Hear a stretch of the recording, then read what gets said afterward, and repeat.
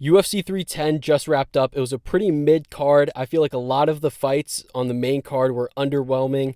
A lot of bad decisions.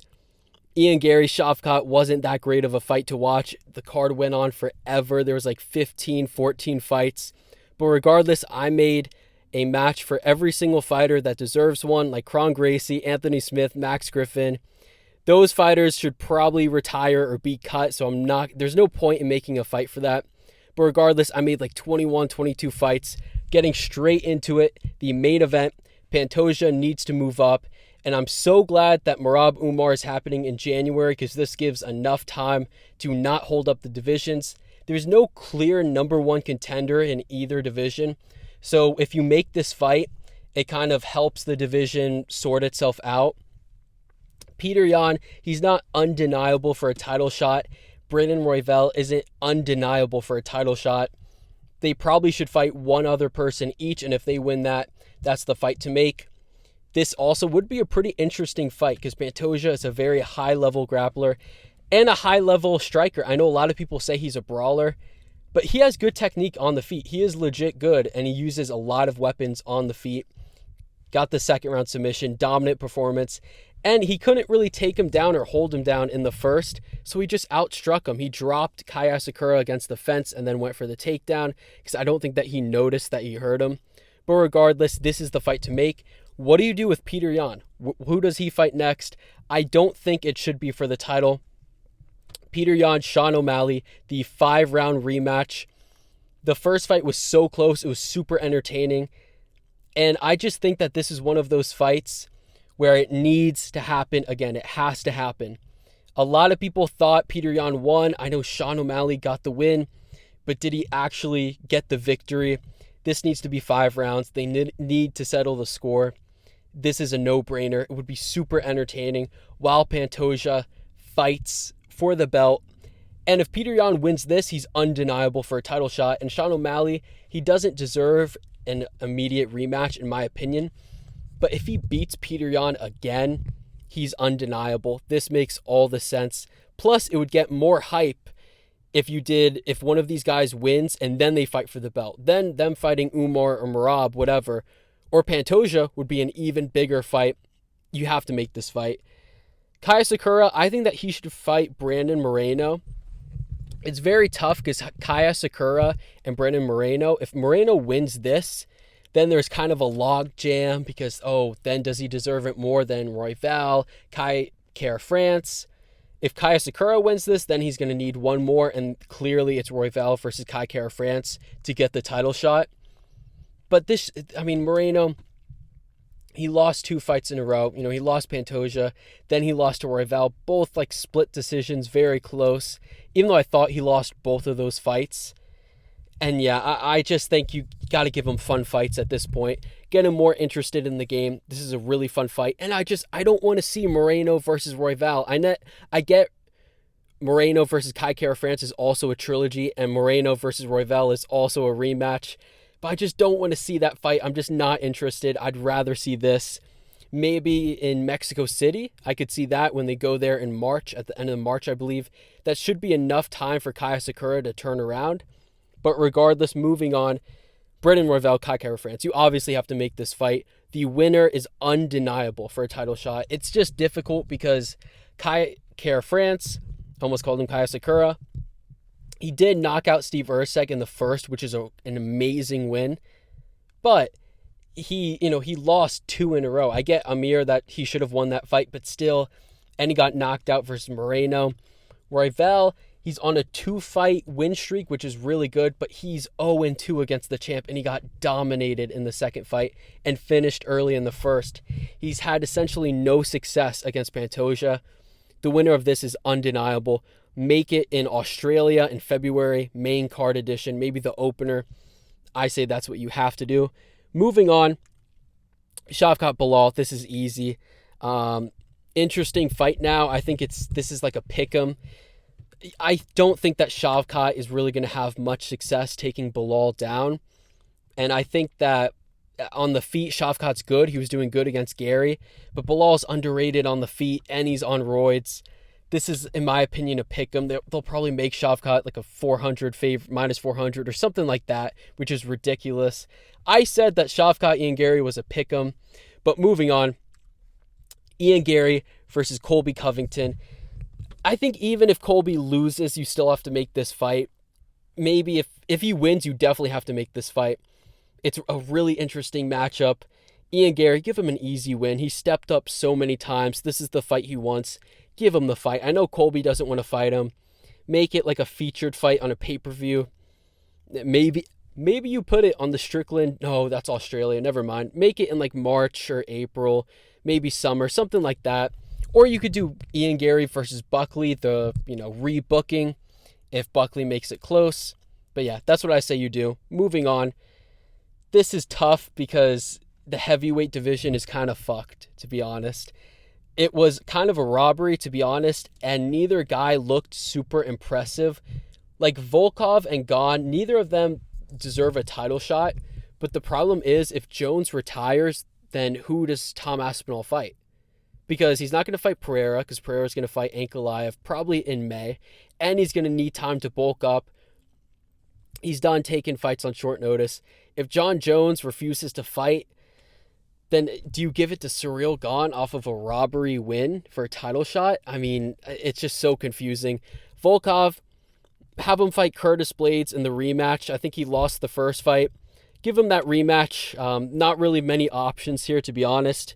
Ciryl Gane, I know he broke his toe or something. Have him fight Jailton Almeida if he wins versus Spivak. Or if Spivak wins, do the rematch. I know it doesn't really make sense.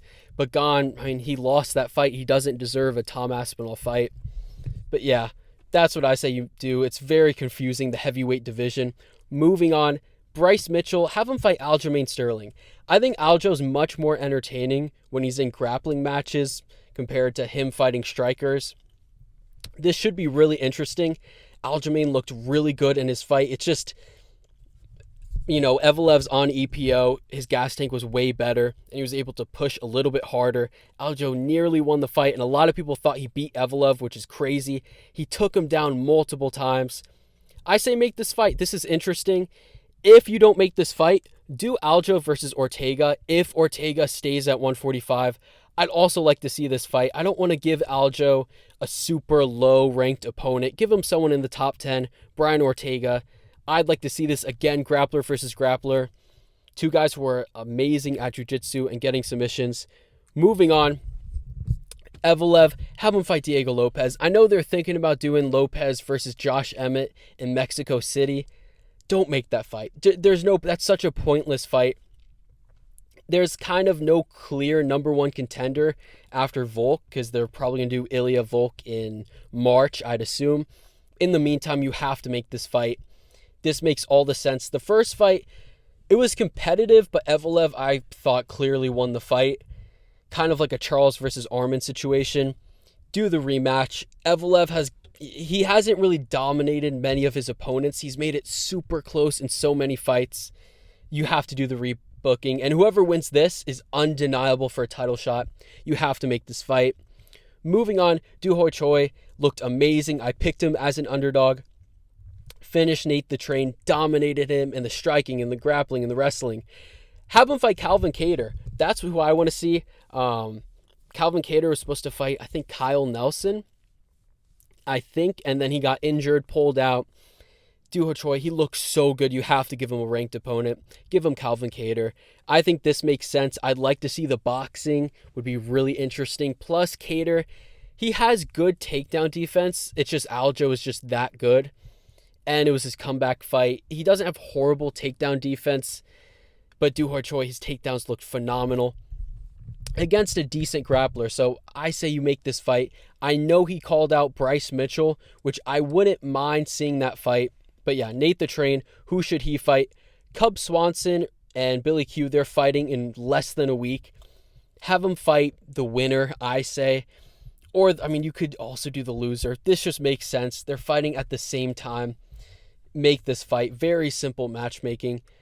Moving on, Dominick Reyes, I'm going to be honest, he didn't look that good. I get he dominated Smith in the second round, but Lionheart, I don't mean to disrespect Anthony Smith. He's going through a very tough time, but he quit. And I know TJ Dillashaw was talking about this, but Anthony Smith, even beyond this fight, he's quit in a ton of his fights where, yes, he's tough to finish, but he goes into a mode where he's like, okay, I'm accepting I'm the worst fighter. I'm not going to beat you, but you won't be able to finish me. Almost like a Kevin Holland, and he just quits. Apparently Reyes said something like Smith told him to like punch him in the face. I don't know if that's true, but Reyes didn't really impress me that much. I thought at the end of the first round, he didn't look that good. He looked kind of scared on the feet. Have him fight Ozdemir, who just lost.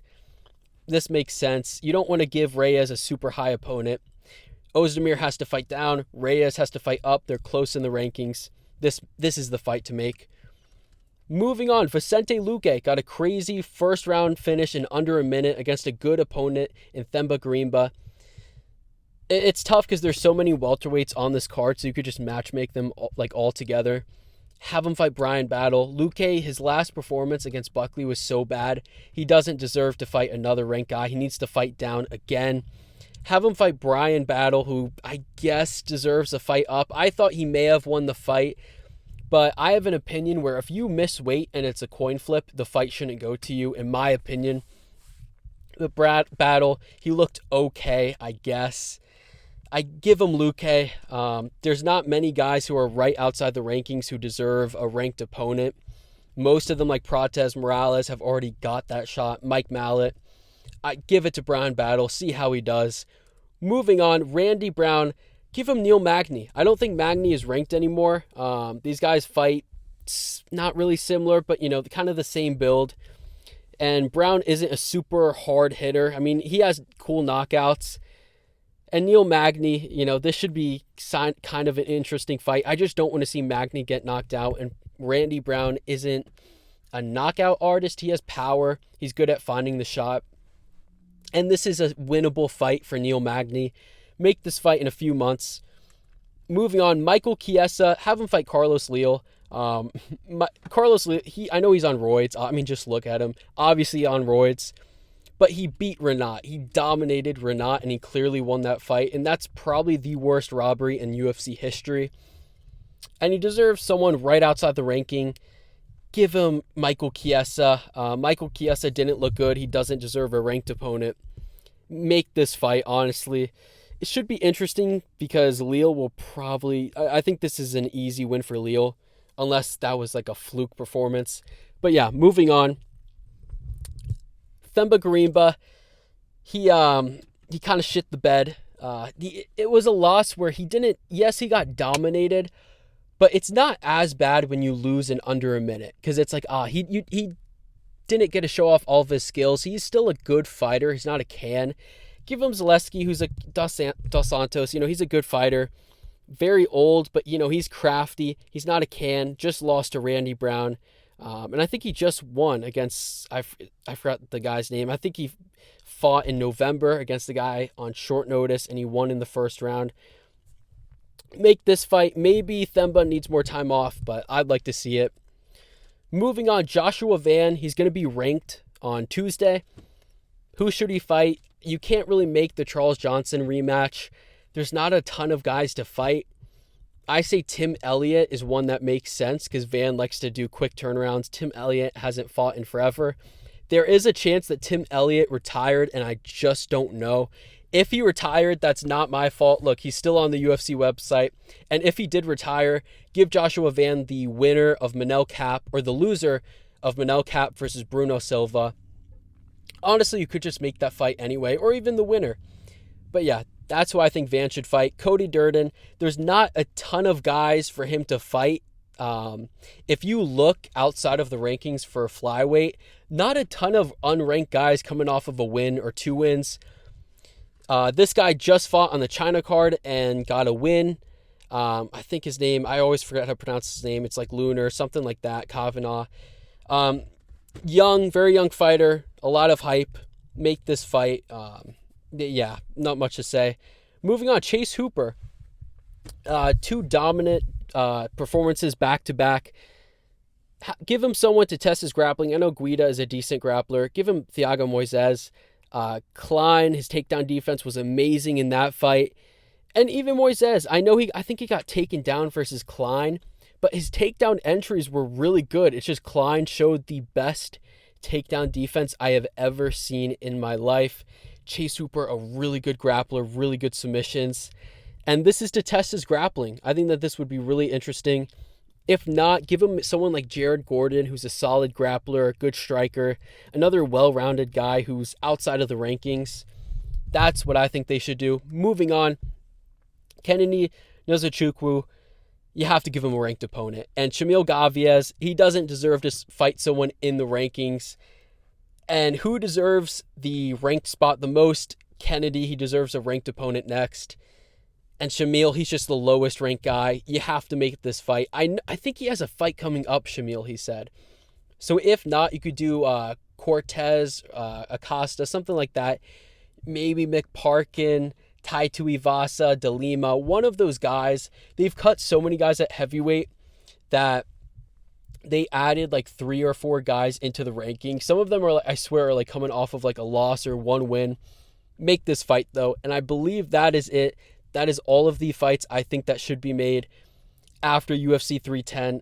A lot of decent fights. Let me know what you think. Let me know what your fights that you would match make, whatever, what you want to see next for Pantoja, who you have, Shavkat, Belal. But yeah, that is it for me. And yeah.